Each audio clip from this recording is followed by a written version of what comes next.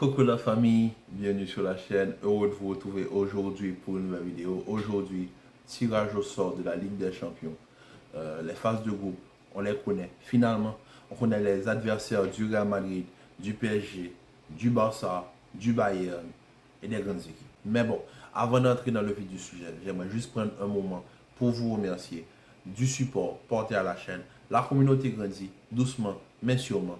Mais quand même, je tiens à vous remercier et surtout à vous dire de ne pas oublier de partager, de commenter, de liker. Liker est très important parce que ça va permettre à YouTube de proposer cette vidéo aux autres personnes on va dire, à la recherche de contenu footballistique. Donc, si vous pouvez me faire ce plaisir et de liker cette vidéo, ça nous ferait énormément gagner en termes de membres de la communauté et comme ça, on va pouvoir épanouir et travailler sur de nouveaux projets. Donc, merci à tous ceux qui vont liker la vidéo et on va rentrer directement dans le vif du sujet avec les phases de groupe. Je suis désolé parce qu'au fait, déjà, pourquoi je me suis un petit peu perdu dans mon intro, j'ai déjà enregistré cette vidéo. La vidéo fait 15 minutes. Et je pense qu'il n'y a personne qui veut m'entendre parler du football pendant 15 minutes. Et surtout, j'avais énormément de choses à dire. Donc, on va rapidement rentrer dans la phase de groupe avec le groupe A qui comporte le Bayern, Manchester United, Copenhague, Galatasaray. Je vais les prendre groupe par groupe, comme ça je ne serai pas obligé de revenir là-dessus. Pour moi, les favoris sont simples. Pour beaucoup de personnes, on s'attend à ce que je dise Bayern, Manchester United. Mais ce ne sera pas le cas. Parce que pour moi, le Galatasaray a beaucoup plus de moyens de réussir cette Ligue des Champions que Manchester United. Est-ce que vous avez vu l'état de Manchester United cette saison? La vidéo que j'avais faite où j'ai dit que Manchester ne retrouve pas son football, c'est pas faux. Tout le monde le dit. Si quelqu'un regarde la première ligue et me dit que Manchester United est une équipe capable de jouer l'Europe, franchement, je vais vous regarder comme ça. Parce que Manchester United, ils n'ont aucune identité. Est-ce que c'est une équipe de transition? C'est qui le buteur? C'est qui est titulaire? C'est qui est remplaçant? Il y en a qui sont là, qui sont titulaires, qui ne méritent même pas d'être sur le banc. Il y en a, voilà. Par exemple, tu me prends un exemple, Anthony. 100 millions. Où sont les rendements de joueurs de 100 millions? C'est ça, un joueur qui coûte 100 millions? Ça ne m'étonne pas que pour certains, il faut débourser 300 millions. Parce que ça n'a pas de sens. Tu paies un joueur 100 millions et c'est ce qu'il t'apporte absolument rien. Il vient faire sa toupie. En Ligue des Champions, il n'y a pas de toupie, mon frère. En Ligue des Champions, il n'y a pas de toupie. Et Galatasaray, pourquoi je dis Galatasaray? Premièrement, parce que les déplacements en Turquie sont très compliqués. Mais Galatasaray, c'est une équipe qui s'est énormément améliorée avec les années. Parce que ce Galatasaray-là comporte Hakim Ziyech, Zaha, Dries Mertens, Mauro Icardi et j'en passe. Ils ont les armes pour rivaliser avec Manchester United. Pourquoi? Pourquoi? Simplement parce que Manchester United, pour moi, ils n'ont pas une équipe taillée pour la Ligue des Champions. Eric Ten Hag est venu, il a fait son grand ménage, c'est bien. Tu t'es débarrassé de Lérea, de Cristiano Ronaldo, tu essaies de te débarrasser de Maguire et certains cadres. Mais je suis désolé, c'est pas suffisant pour l'Europe. Parce que si tu perds ta défenseur centraux, tu as Lindelof et Maguire. Et c'est pas bon pour l'Europe. Tu n'as pas d'attaquant. Tu n'as pas de buteur et tu as des joueurs qui, pour moi, il y a du talent, mais le talent n'arrive pas à atteindre sa maturité. C'est-à-dire que c'est un talent qui n'arrive pas à mûrir. Donc, on peut bien accepter que Manchester United, c'est une équipe talentueuse, avec énormément de talent, les Rashford, les Pellistri, les Andoni, etc. Mais ce n'est pas suffisant. Parce que Anthony, il n'évolue pas dans son football. En Angleterre, c'est très compliqué pour lui. Pellistri, il n'arrive pas encore à s'imposer. Garnacho, il est encore en progression. Rashford a fait la meilleure saison de sa carrière, mais est-ce qu'il va pouvoir répéter ces mêmes efforts? On ne sait pas encore. Tu n'as pas d'attaquant pour la Ligue des Champions, parce que Anthony Martial jaune, c'est pas suffisant. Ton milieu de terrain, après les titulaires, tu n'as plus personne sur le banc parce que Fred est parti au Fenerbahçe. Tu as McTominay pour seconder Casemiro et on sait tous que c'est pas le même niveau. Mais bon, bref, passons, ça on reviendra là-dessus dans une autre vidéo. Groupe B, Séville, Arsenal, PSV, Lens. Pour moi, on va rapidement passer dessus.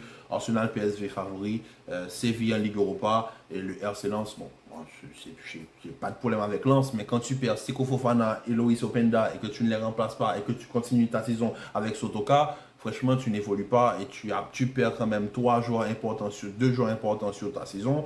Tu ne les remplaces pas. Bon, bien sûr, on ne remplace pas un joueur typiquement poste pour poste, mais voilà, tu n'essaies même pas de trouver un joueur qualitatif pour pouvoir ramener cette niaque et ce côté tueur devant le but. On l'a vu rapidement face au PSG Lens. Voilà, certes, c'est une équipe qui va presser très haut, mais c'est une équipe qui se fait prendre rapidement sur un jeu en une touche et de la contre-attaque rapide.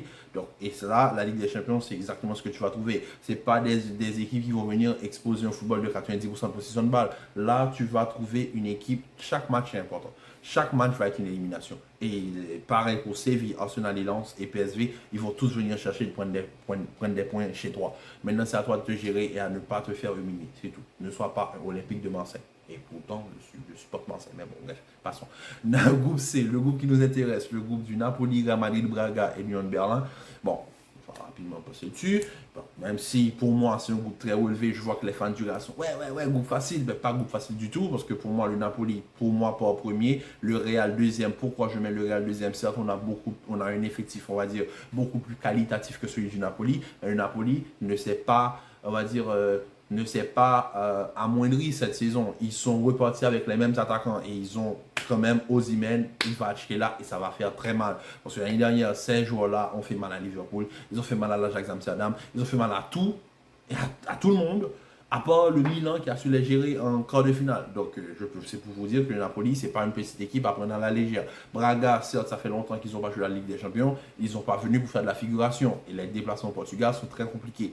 Et aussi l'Union Berlin. L'Union Berlin, pour ceux qui ne connaissent pas ce club, moi, je regarde la Bundesliga. Je vais vous dire que l'Union Berlin, ce n'est pas une équipe à prendre à la légère. Ils sont de bons défenseurs centraux. Un attaquant qu'on appelle Baker qui fait très mal parce qu'il a les deux pieds, il est très véloce. Donc, si en plus de ça, tu n'as pas ton défenseur titulaire Militao et que Rudiger, mettons que ce ne soit pas dans ses beaux jours, on a énormément de problèmes. Et surtout, tu n'as pas d'attaquant de pointe, tu n'as pas de 9 tueurs. Donc, tu pars avec un avantage, certes, d'avoir un beau collectif, mais l'équipe en face, ils savent que tu n'as pas d'attaquant. Donc, ils peuvent se permettre de te presser beaucoup plus haut parce qu'ils savent que tu n'as pas ce joueur capable de faire l'orientation que pouvait faire un Karim Benzema. Mais bon, bref, ça, pour moi, le Napoli et le Real sont favoris. Braga ou Union Berlin, pour moi, Braga ira en Ligue Europa. Le groupe D, Benfica, Inter, Salzbourg, Real Sociedad, pour moi, Benfica et Inter, ça passe rapidement en huitième de finale. La Real Sociedad, pour moi, ira jouer la Ligue Europa. Groupe E, Feyenoord, Atlético, Lazio, Celtic, pour moi, l'Atlético pas favori. Et je sais que c'est très difficile de l'admettre, mais il faut l'admettre que l'Atlético a atteint un niveau de football exceptionnel. Memphis Depay, Antoine Griezmann s'entendent à merveille. Griezmann, on a retrouvé le Griezmann des beaux jours. Donc, franchement, pour moi, l'Atlético pas favori. Et pour moi, sera secondé par la Lazio et Feyenoord ira jouer la Ligue Europa. Le groupe F, le groupe de la mort, pour moi, ce groupe-là, il n'y a pas de favori. Moi, on verra au cours. Mais à mon avis, Paris-Milan devrait passer, mais quand même, il faut faire attention à Dortmund, il faut faire attention à Newcastle quand même, parce que ce ne sera pas un groupe facile dans tous les sens. Le groupe G, City, Leipzig, easy. Je pense que là, il n'y a pas de discussion. Et le groupe H pour le Barça, on va terminer là-dessus avec le Barça, Porto, Shakhtar et Royal Antwerp. Pour moi, le Royal Antwerp va pas pouvoir tenir le rythme de la cadence de ces équipes. Le FC Porto, aller jouer au Stade du Dragon, les déplacements du Barça vont être très compliqués. Maintenant, est-ce que le Barça a un collectif pour pouvoir passer cette phase de poule, sachant que le Shakhtar et le Porto sont régulièrement en huitième de finale de Ligue des Champions ces dernières années? On verra, mais pour moi, à mon avis, le Barça passera la phase de poule cette année, il n'ira pas en Ligue Europa. Et Porto, il sera secondé par Porto parce que on va dire Porto, ils ont quand même un collectif assez solide et leur attaquant iranien va faire très mal. Donc sur ce, la famille, je vous dis à très bientôt pour une nouvelle vidéo. Commentez, likez, partagez, restez en paix et en santé. Il y aura un nouveau concept sur la chaîne. Il y aura énormément de nouveaux concepts. Il y aura aussi, je ferai des vidéos régulièrement avec mon frérot Vicky Foot, sur lequel on va faire la discussion concernant le Real Madrid. Donc, sur ce, la famille, merci énormément pour le support. Ça me va droit au cœur. Je vous dis à très bientôt pour une nouvelle vidéo. Restez en paix et en santé. Et on se retrouve pour le bilan du mercato du Real Madrid. Peace.